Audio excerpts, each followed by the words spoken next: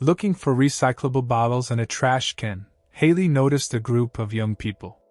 They were a bit further away, discussing passionately. The man in a beautiful groom's suit was gesturing wildly with his hands, and next to him was an equally attractive young woman in a stunning wedding dress. Those are some lucky people, Haley thought, tilting her head to the side. The homeless woman continued her search, while the obsessive thought continued to spin in her head. Sometimes images would come to Haley's mind, but they never turned into clear memories. They were more like reflections that were soon covered by the swaying of the water. The woman ended up on the street due to an unfortunate accident, or rather, her life changed so abruptly that it was now unclear where she came from or who she was. The woman was like a ghost among the people, and Haley had to survive by wandering the streets for several years.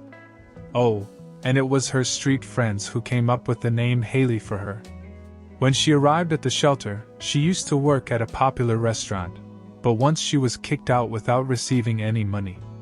They even took her documents, and threatened that if Haley went to the police, she would only get into more trouble.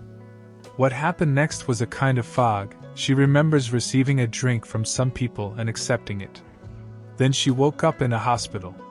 The old doctor leaned over the patient and said, "You were poisoned, the dose was almost lethal, but you were lucky.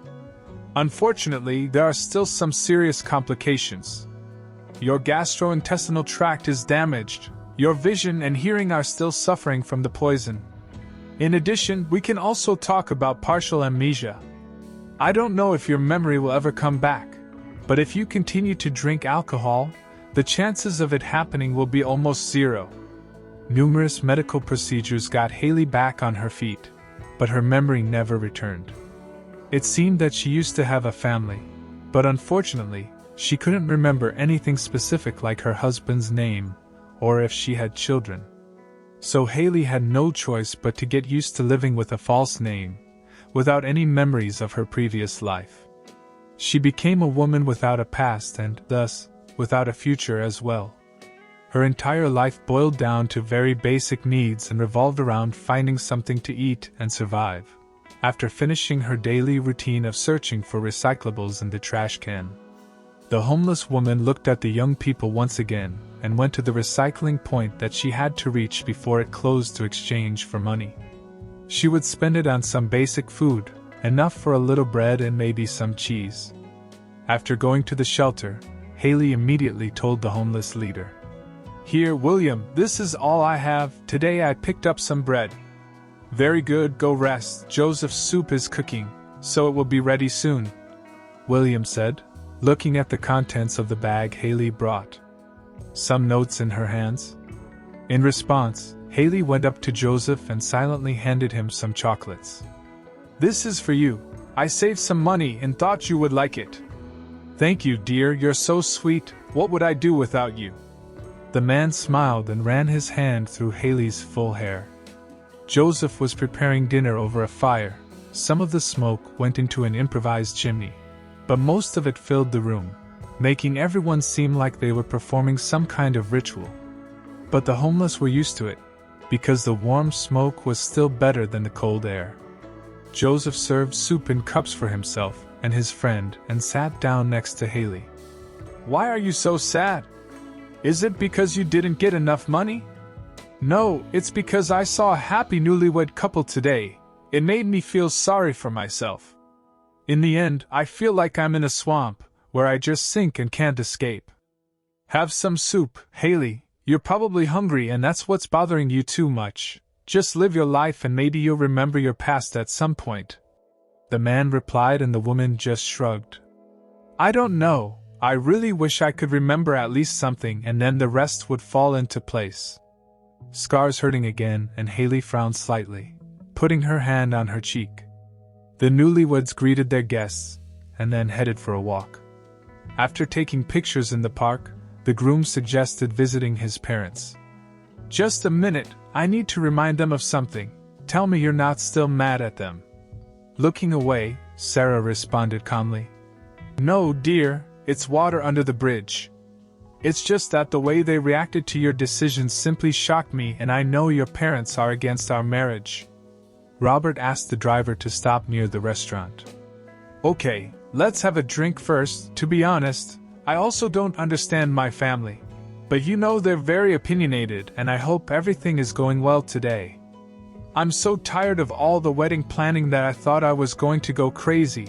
But it seems like I managed to keep my sanity, and now we can finally get our marriage certificate. I'm so proud of you, my love! Sarah smiled despite the fact that her relationship with the groom's parents was very tense. Robert's mother did not approve of her son's choice, and she did not hold back in expressing her opinion to her son. Such marriages are never happy. You need to choose a woman from your social position. And Robert's father shared his wife's opinion, even saying he would not attend their wedding. However, Robert managed to change his parents' opinion about it.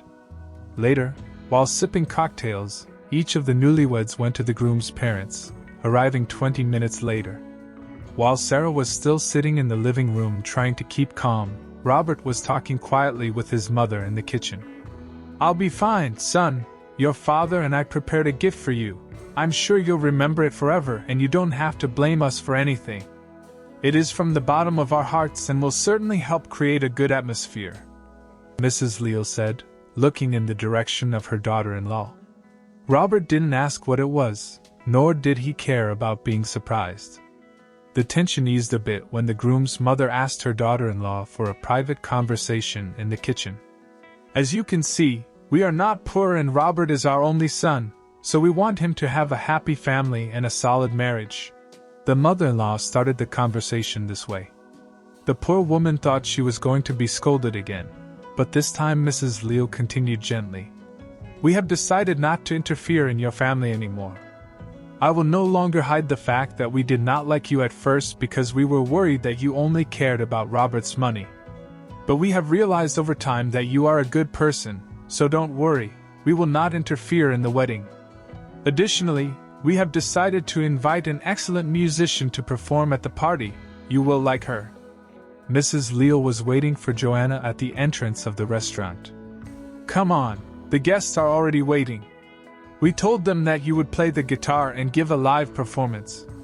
When the woman got on stage, the guests were surprised to see that the musician was clearly homeless.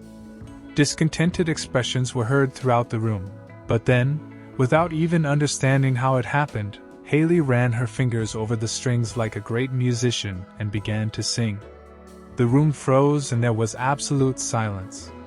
Only Joanna's voice performing a magnificent song could be heard.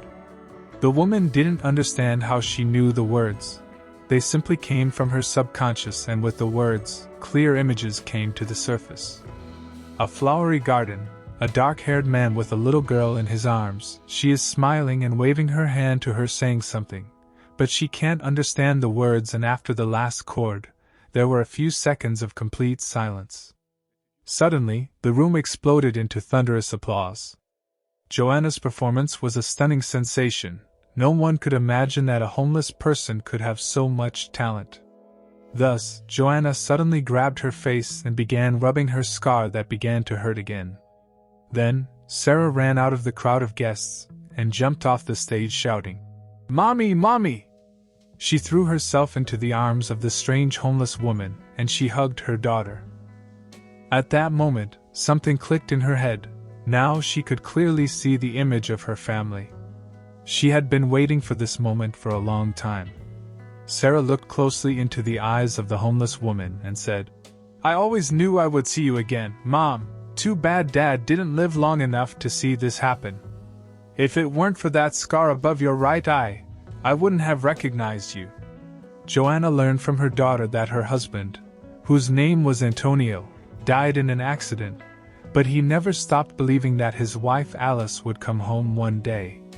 Unfortunately, 7 years have passed since she disappeared, and many relatives have completely lost faith that they would ever see her again.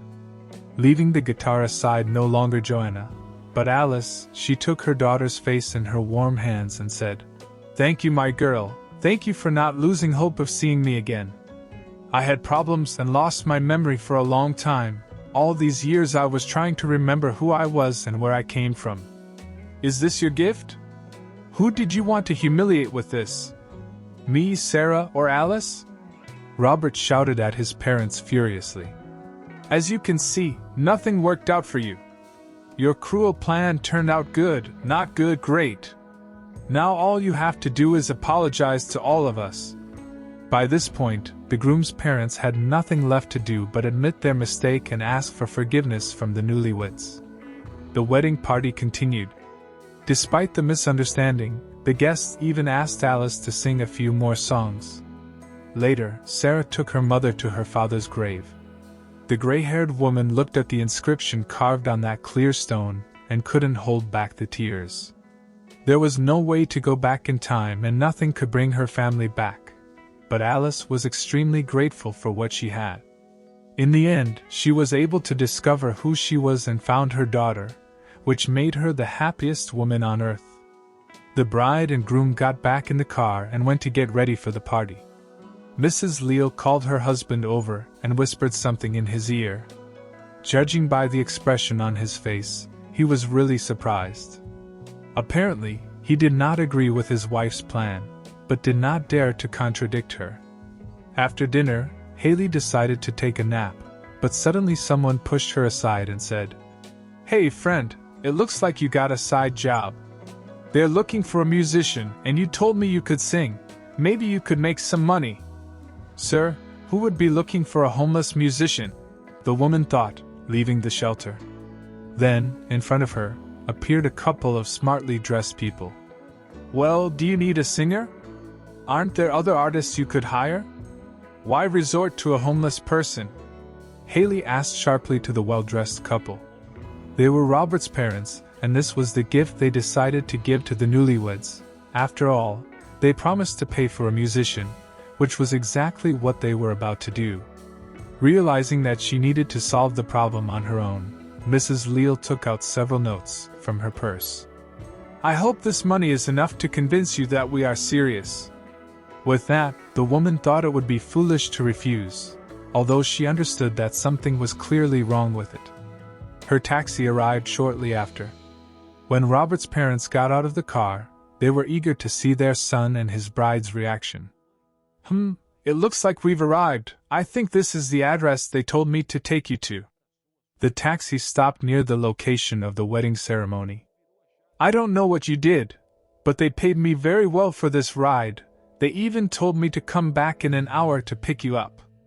"Well, good luck to you. I hope at least you eat well there, since it's not clear what else is going on here." A few days later, the woman gathered a bag full of food and went to visit her homeless friends. She told them what had happened to her and left the shelter for good. The homeless people talked about Haley's story for a long time, and everyone hoped that one day each of them would also be blessed with a miracle.